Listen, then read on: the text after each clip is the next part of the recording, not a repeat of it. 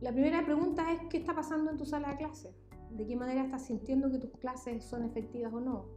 La pregunta al profesor de ingeniería es: ¿están aprendiendo tus estudiantes? ¿O tú estás pasando tu materia y cerrando el semestre?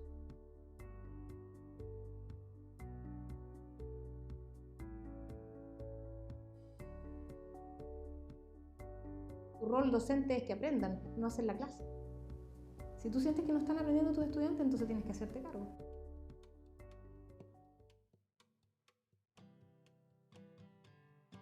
Lo que propone el ciclo de Kolb es que, a diferencia de enseñar en base a contenidos, lo interesante es partir enseñando a través de la experiencia práctica. O sea, hacer que el estudiante se aproxime al aprendizaje a través de encontrarse con el aprendizaje en una actividad donde tenga que llevar a cabo alguna tarea o algún desafío que le permita entender o tratar de resolver una situación de aprendizaje. Entonces, ciclo de Kolb está asociado a un proceso, al diseño de la enseñanza en general. Si bien es un ciclo de cómo el estudiante aprende, tiene que estar centrado en un proceso de diseño de la enseñanza que sea coherente con cada una de las etapas. Porque además el profesor permanentemente lo que tiene que hacer es, siempre tiene que definirle a los estudiantes dónde tienen que llegar, cuál es la meta, con la mente en el fin. O sea, eso es también hay toda una teoría asociada de cómo nosotros aprendemos entendiendo dónde tenemos que llegar. Lo primero que propone el ciclo de Kolb es la experimentación. En ese sentido es, lo que yo quiero que ellos aprendan, no se los enseño contándoselos, sino que a través de un experimento, de una actividad de resolución de una problemática que requiera trabajar en equipo, discutir con otro, resolver la situación de aprendizaje a través de meter las manos en la masa, hands-on. La segunda etapa del ciclo implica la reflexión de la actividad práctica. Entonces, ¿cómo tú haces que el estudiante analice lo que le pasó, lo que aprendió, lo que no aprendió? La tercera etapa del ciclo, que es la conceptualización, donde ahí entonces el profesor les dice, bueno, lo que ustedes aprendieron o lo que ustedes vivenciaron y se dieron cuenta que no funcionó porque, y ahí entras con la teoría. La última etapa del ciclo, que es la aplicación, tiene que ver con que el profesor recoja los 3 procesos anteriores y les diga, ustedes hicieron una tarea que les funcionó o no les funcionó por tal razón, luego se dieron cuenta de cuáles fueron las problemáticas, luego yo les explico, ¿no es cierto?, cuál es el contenido, y la aplicación es un nuevo desafío de aprendizaje donde se les pide a los chicos que apliquen o que pongan en desarrollo la nueva idea o la nueva tarea, pero con mucha mayor conciencia de los procesos previos vividos.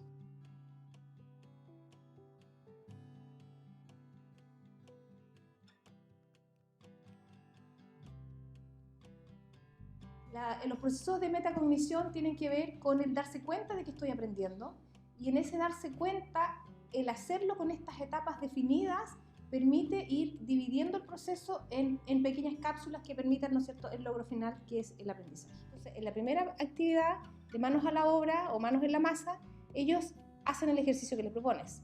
En la segunda etapa del ciclo de la reflexión, la pregunta es, o el desafío es, ¿qué te pasó? ¿Cómo resolverías el desafío de una mejor manera? ¿Cuáles son los elementos de éxito y los fracasos que tuvieron en el desarrollo del ciclo? En esa reflexión, entonces, se producen los aprendizajes. Pero yo siento que la que mayor innovación le pone al proceso es la reflexión, es la capacidad de darte cuenta y analizar tus procesos. No se trata de parar así como para reflexionar, ya, ahora todos reflexionemos, sino que es como tú vas haciendo la enseñanza. O sea, pueden estar los estudiantes trabajando con el grupo, en el producto, y tú vas ahí, entonces les haces las preguntas que les permiten a ellos ir mejorando su propio producto. No es un par de preguntas al aire respecto a cómo les fue, sino que ya, ¿qué pasó? ¿Dónde fallamos? ¿Cuáles son los aspectos relevantes? ¿Cómo tenemos que hacerlo mejor para trabajar en equipo? Con las actividades que hicimos, ¿vamos a llegar al objetivo? Los procesos de análisis, discusión con otro, puesta en común, decisión de cuál es el peor de los problemas que tuvimos, es súper relevante como una capacidad de desarrollo de disposiciones de aprendizaje mayores. ¿Ah? La capacidad de crear, de evaluar, va mucho más, están asociadas a la capacidad de reflexionar respecto a tu proceso. El proceso del ciclo no es fácil, ¿ah? Porque los estudiantes habitualmente están preparados para sentarse y escuchar. O sea, ellos están seteados para entrar al tercer paso, que es la conceptualización. Por lo tanto, es probable que no sea tan fácil el diseño de un proceso de aprendizaje en base al ciclo de Kolff, porque lo primero que hace es empoderar al estudiante, y los estudiantes no están empoderados, no están preparados para hacerse cargo de su proceso de aprendizaje. Entonces, uno debiese planteárselo como pequeñas etapas, pequeños ciclos que son incrementales. O sea, el error es asumir que el decirle a los estudiantes que hagan una actividad es un aprendizaje, es una enseñanza basada en el aprendizaje. Porque lo que nosotros queremos hacer es enseñar a aprender.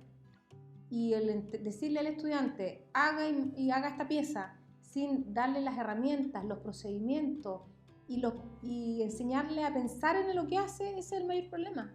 Porque que él martille no implica que él tenga la conciencia de cuáles son las habilidades que está aprendiendo, cuáles son las estrategias metacognitivas que está poniendo al servicio del aprendizaje. Que el curso se lo tomen con apertura, porque la necesidad del cambio es importante. Bueno, si están en el curso es porque están sintiendo que necesitan algo, pero que se lo tomen con apertura y que intenten hacer pequeños cambios en su sala de clase, no necesariamente que se compren el ciclo completo o que se hagan cargo de hacerlo todo de una vez, pero algunos elementos del ciclo pueden ir haciendo una modificación relevante en su práctica, sobre todo el proceso de la reflexión.